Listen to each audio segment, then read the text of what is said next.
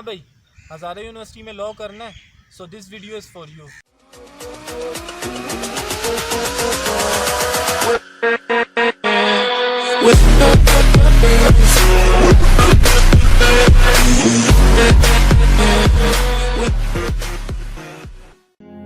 वैसे तो मैं हज़ारा यूनिवर्सिटी और लॉ पर बेशुमार व्लॉग्स बना चुका हूँ, but this vlog is completely different from other because this vlog is specified for all those who वांना get admission in law department of Hazara university.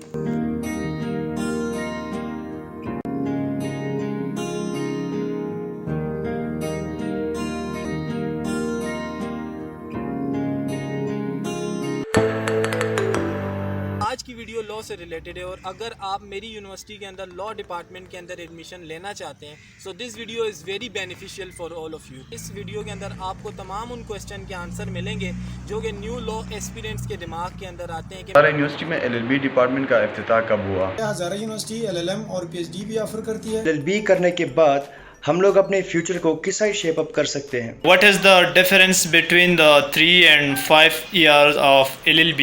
Law में एडमिशन कैसे करें? LLB में एडमिशन लेने के लिए एज लिमिट क्या है? कितनी वेटेज ली जाती है? हज़ारा यूनिवर्सिटी LLB की कितनी सीट्स ऑफर करती है? तो इस वीडियो के अंदर उन तमाम लोगों के आंसर मिलेंगे जो कि लॉ करना चाहते हैं।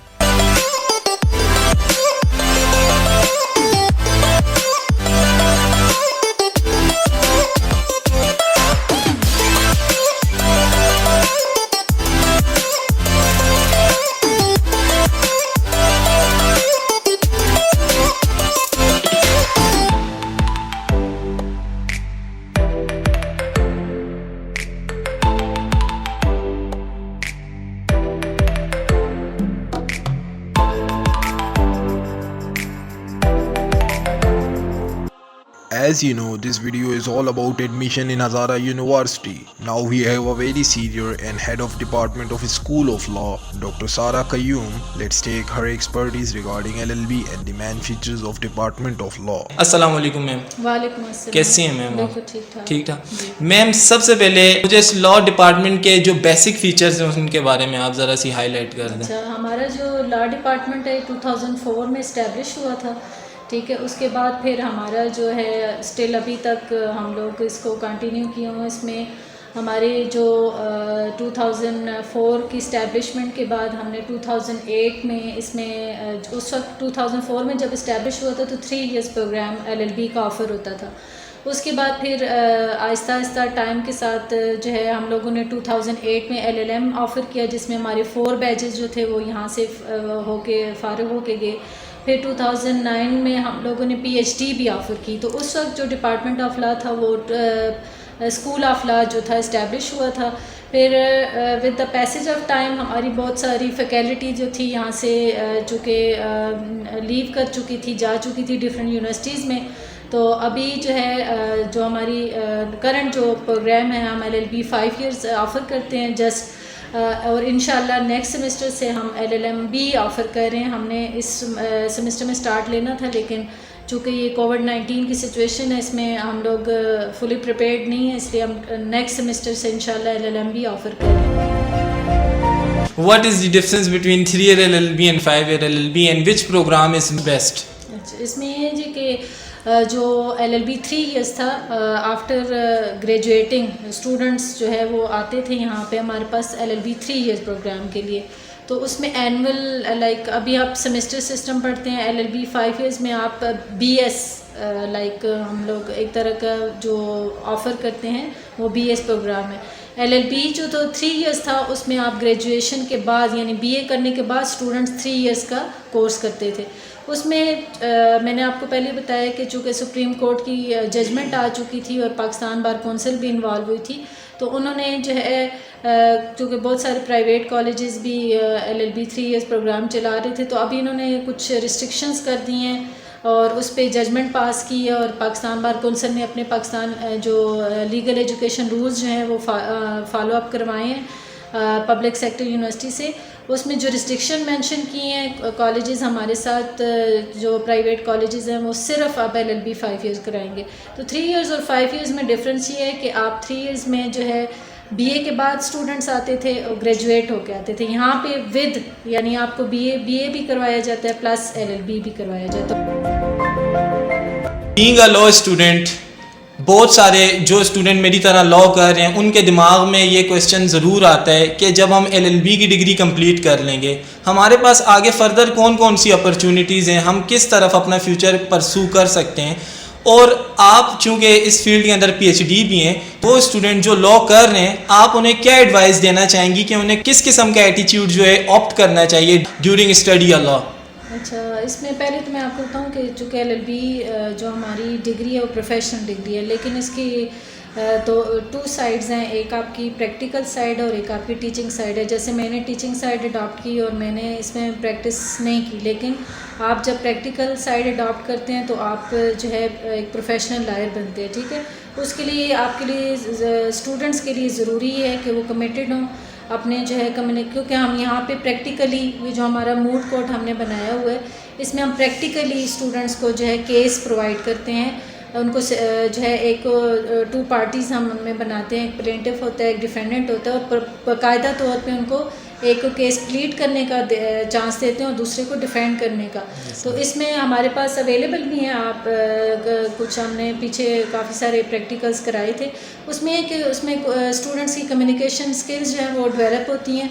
साथ साथ जो लाइब्रेरी के साथ जो हम केस प्रोवाइड करते हैं वो लाइब्रेरी में बैठ के उन पर नोट्स बनाते हैं, केस स्टडी करते हैं, उस पर पॉइंट्स बना के जब वो अपना केस डिफेंड करते हैं तो वो ये चीज़ें उनको और इन्हेंस करती हैं कि वो अपने जो है जो फ्यूचर में केस बनाएंगे और जो ड्राफ्टिंग उनकी होगी, लीगल ड्राफ्टिंग होगी, उसमें उनको बहुत ज़्यादा जो है हेल्पफुल होंगे। थैंक यू मैम, बहुत शुक्रिया आपका टाइम देने का। So guys, this was all about Hazara University and Department of Law.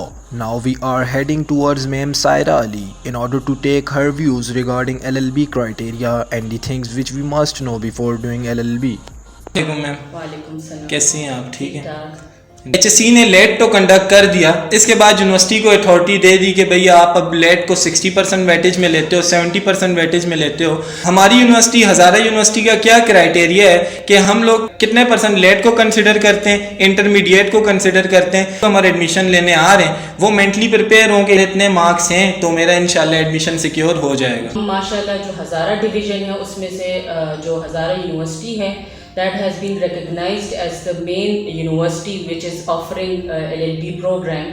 तो इसके लिए therefore हमारे पास काफ़ी एप्लीकेंट्स आते हैं, कैंडिडेट्स बहुत होते हैं, तो हम जो है लैट के टेस्ट को 50% वेटेज देते हैं एंड FSC जो है या FA जो है उसको हम 35% देते हैं और मैट्रिक को 15% देते हैं। तो ये टोटल आपका 100% का वो टोटल कॉम्बिनेशन बन जाता है और उसके बाद हम उस पर मेरिट करते हैं।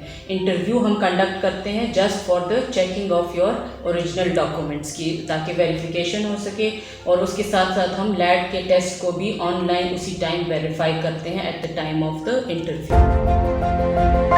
आप सीट्स कितनी ऑफर करते हैं? क्या कोई पाकिस्तान बार काउंसिल ने कोई लिमिट सेट की हुई है कि इससे ऊपर आपने सीट्स ऑफर नहीं करनी, या फिर ये यूनिवर्सिटी के HOD के या फिर डीन की अथॉरिटी है कि वो कितनी सीट्स ऑफर करें? आपका अच्छा क्वेश्चन है कि पाकिस्तान बार काउंसिल का ज़रूर इसमें रोल है, क्योंकि HEC और पाकिस्तान बार काउंसिल ने मिलके पाकिस्तान लीगल एजुकेशन रूल्स बनाए हैं जो अमेंड हुए 2015 में।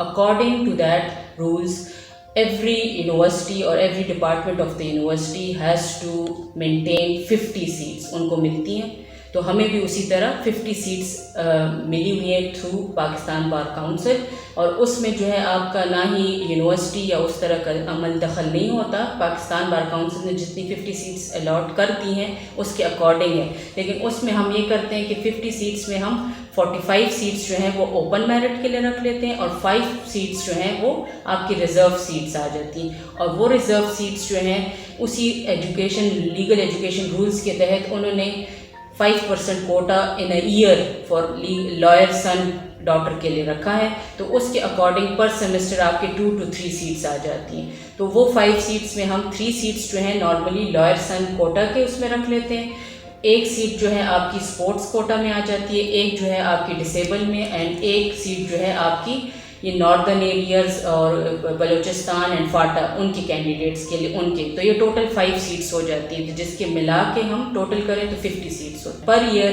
वी कैन जो है ले सकते हैं अप टू द 100 सीट्स आपको मिलती हैं इन अ ईयर।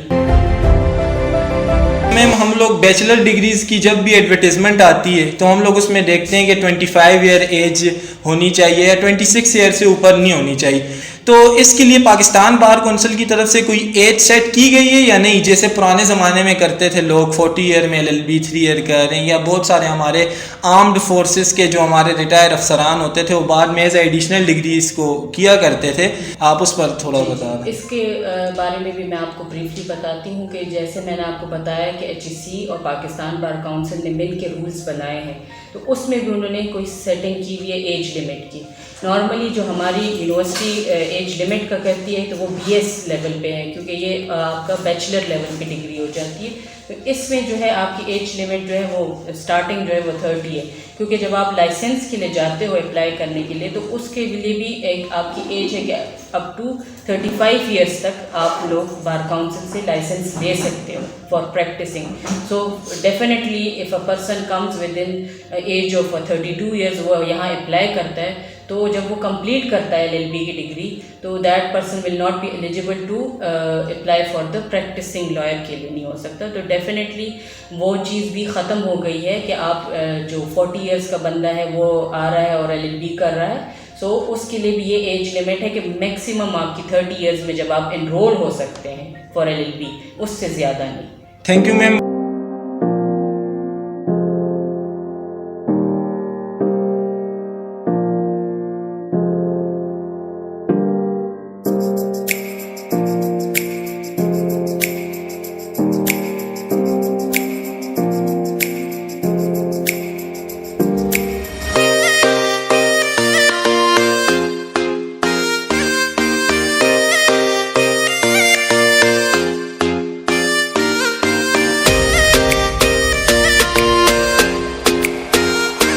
इसके बाद मैं आपको बताता हूँ लॉ मूव, जहाँ पर हमें प्रैक्टिस करवाई जाती है।